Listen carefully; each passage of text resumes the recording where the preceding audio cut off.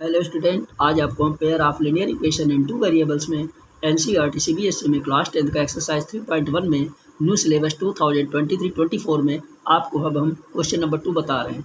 On comparing the ratios a1/a2, b1/b2 and c1/c2, find out whether two lines representing the following pairs of linear equation intersect at a point are parallel and coincident. यानी आप compare करिए इसको ratios को a1/a2, b1/b2 और c1/c2। इससे आप compare करते हो तो इसके अंदर आपको क्या बनना चाहिए, इसको देख लीजिए। अगर a1/a2 अनइक्वल टू b1/b2 हो जाता है तो इसको बोला जाता है intersecting line. a1/a2 equal to b1/b2 equal to c1/c2, अगर ये तीनों इक्वल होते हैं तो होता है कोइंसाइडेंट लाइन। और अगर a1/a2 इक्वल टू b1/b2 और अनइक्वल टू c1/c2 तो ये हो जाता है पैरेलल लाइन। ठीक है ना। अब देखिए फर्स्ट इक्वेशन है 5x - 4y + 8 = 0 और 7x + 6y - 9 = 0। इसको हम कंपेयर करते हैं ax + by + c = 0 से। इससे हम कंपेयर कर लेते हैं a1x + b1y + c1 a2x + b2y + c2, यानी a1/a2 ये हो गया a1/a2 5/7 plus equal to b1/b2, ये b1 हो गया -4/b2 हो गया 6। इसको हम कैंसिल कर लेते हैं, 2 2 जा 2 3। तब आप देखते हो कि ये और ये इक्वल नहीं है, इसलिए यहीं पर क्लियर कर लेते हैं इसको। 5/7 इक्वल टू -2/3, ये अनइक्वल हो गया। तो यहाँ पर हम लिख लेते हैं a1/a2 unequal to b1/b2। a1/a2 unequal to b1/b2 क्या होता है, इंटरसेक्टिंग लाइन। तो यहाँ पर हम लिख लेते हैं इसको intersecting line.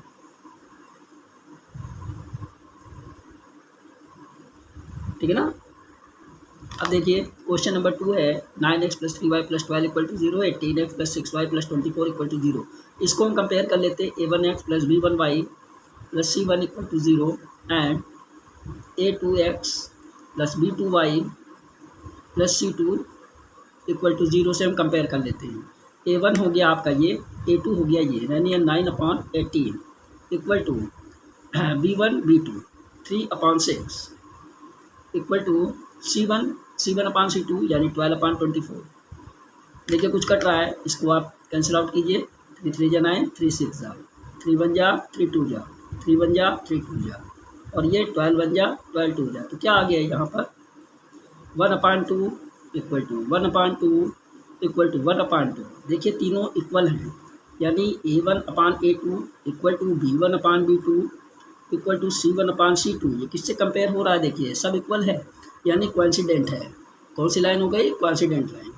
So it is coincident lines. अगर सब इक्वल आ जाती है तो कोइंसिडेंट लाइन हो जाती है। Okay, coincident lines. अब आप देखिए थर्ड पार्ट इसका।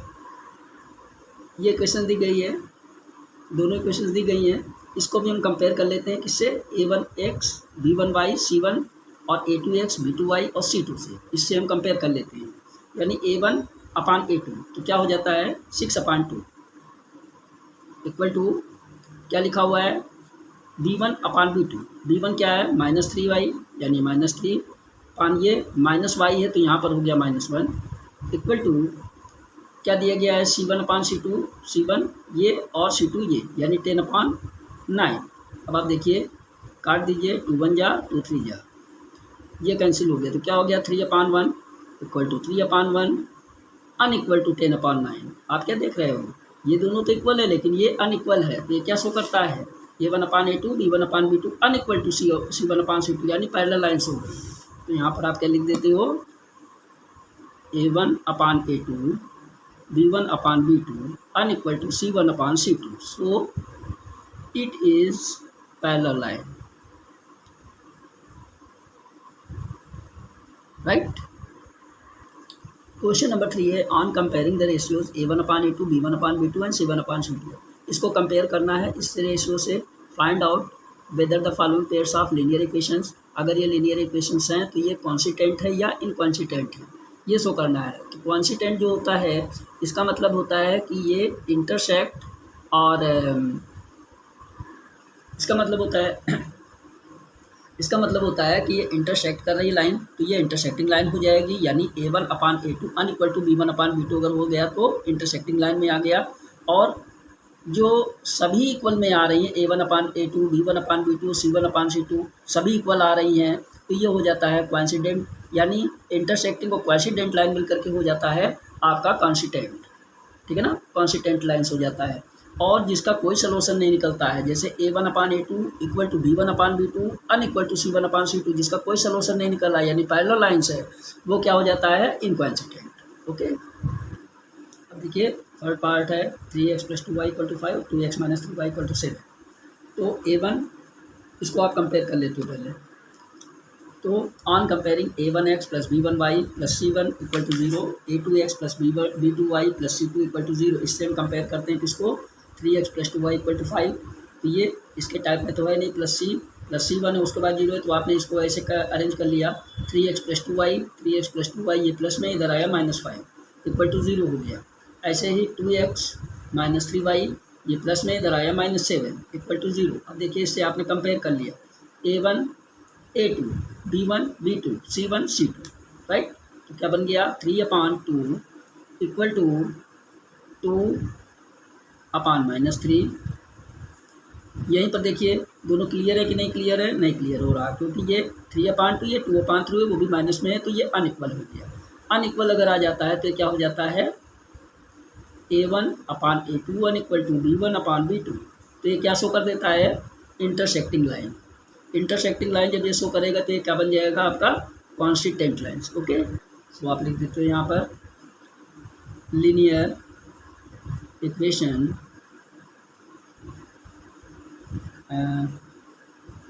intersect at the point, so it is constant lines। Okay, अब हम नेक्स्ट देखिए पॉइंट इसका। अब देखिए ये इक्वेशंस दी गई है 2x - 3y = 8, तो इसको हमने अरेंज कर लिया 2x - 3y ये प्लस में इधर आया -8 = 0। ये हो गया 4x - 6y = 9, यानी 4x - 6y ये प्लस में इधर आया -9 = 0, ठीक है ना। इसको हमने कंपेयर कर लिया किससे, A1x B1y + C1 = 0, इससे अरेंज कर लिया, यानी A1/A2 तो 2/4 = B1/B2 क्या बन गया, -3/6 = -8/-9, माइनस काट दीजिए, ये काट दीजिए, 2 बन जा, 2 2 जा, 3 बन जा, ये तो कट नहीं रहा है, तो क्या हो गया 1/2 = 1/2 अनइक्वल टू 8/9। ये आपने कंपेयर कर लिया, तो क्या हो गया, A1/A2 B1/B2 unequal to C1/C2। तो जब आप देखते हो कि ये दो तो इक्वल हैं और ये इक्वल नहीं है, यानी ये इसका कोई सलूशन नहीं निकलता है, तो ये पैरेलल लाइन है। A1/A2 = B1/B2 unequal to C1/C2 parallel line हो गया। सो ये क्या करता है, इसका कोई सलूशन नहीं निकलता है, so it is consistent line, ठीक है ना, it is इनकॉन्स्टिटेंट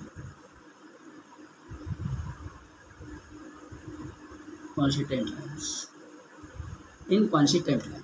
okay, third part है 3/2x + 5/3y - 7 = 0, अरेंज कर लिया इसको, 7 को इधर ले आया तो माइनस में हो गया, 14 को इधर ले आया तो -14, यानी 9x - 10y - 14 = 0।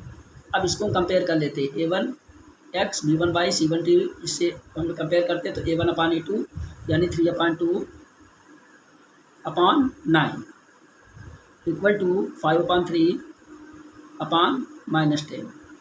= -7/-14।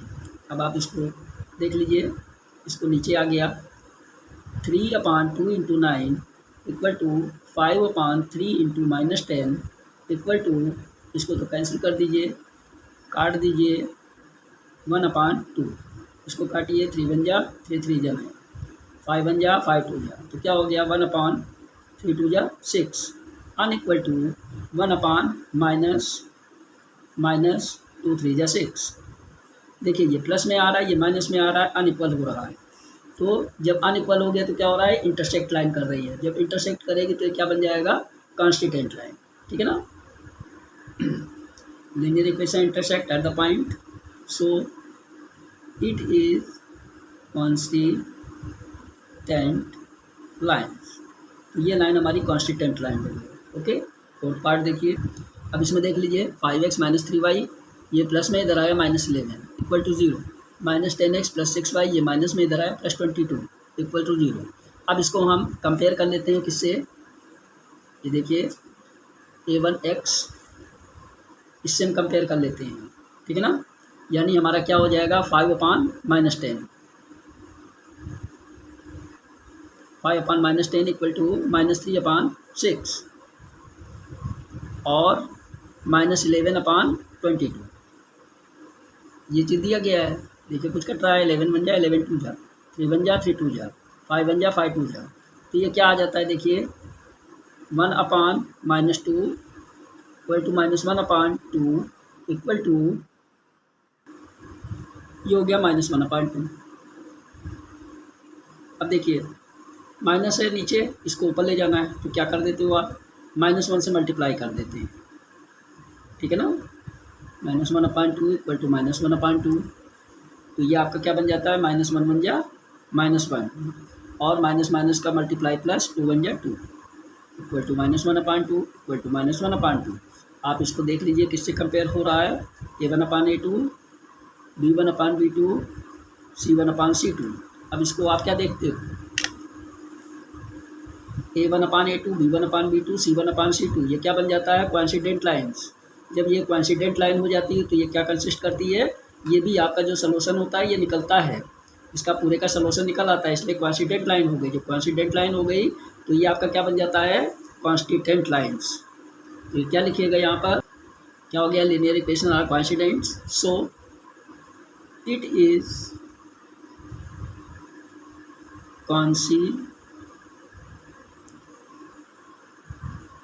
consistent lines. ये क्या बन गई, constituent lines. Okay, next question देखिए। अब देखिए इसको अरेंज कर लिया, 4/3x प्लस 2y, ये प्लस में इधर आया -8 इक्वल टू 0। क्या हो गया, 4/3x plus 2y -8 equal to 0। ऐसे ही दूसरे वाले इक्वेशन को लिख लिया मैंने, 2x प्लस 3y, और ये प्लस में इधर आया -12, क्या बन गया, 2x प्लस 3y, ये प्लस में इधर आया -12 इक्वल टू 0। इसको मैं ऐसे लिख दिया फिर, 2x plus 3y -12 equal to 0। इसको हम कंपेयर कर लेते हैं किससे, इस इक्वेशन से, a1x plus b1y plus c1 equal to 0, a2x plus b2y plus c2 equal to 0, a1/a2, b1/b2, c1/c2, right.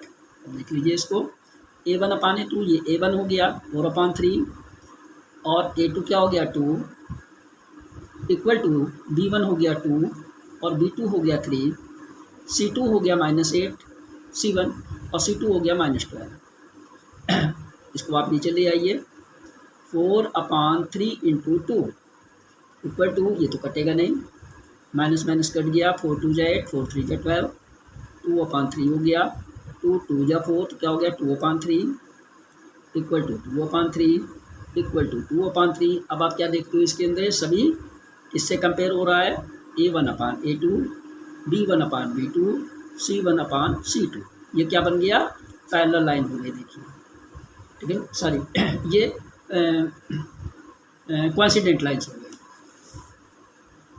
a1/a2 equal to b1/b2 equal to a1/a2 equal to b1/b2 equal to c1/c2। ये क्या हो गया, coincident line. तो हम यहाँ पर क्या लिख देते हैं, चूँकि सभी इक्वल हैं इसलिए यहाँ पर लिख दिया मैंने, linear equations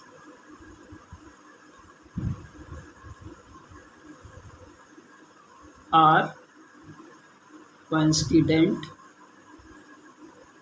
lines, so it is, क्या हो जाएगा, consistent lines, so it is consistent lines।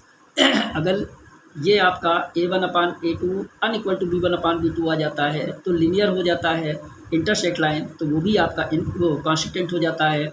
और अगर आपका ये a1/a2, b1/b2, c1/c2, तो यानी तीनों इक्वल आ जाते हैं तो ये क्या हो जाता है, कोइंसिडेंट लाइन, यानी ये भी कंसिस्टेंट लाइन कहलाता है।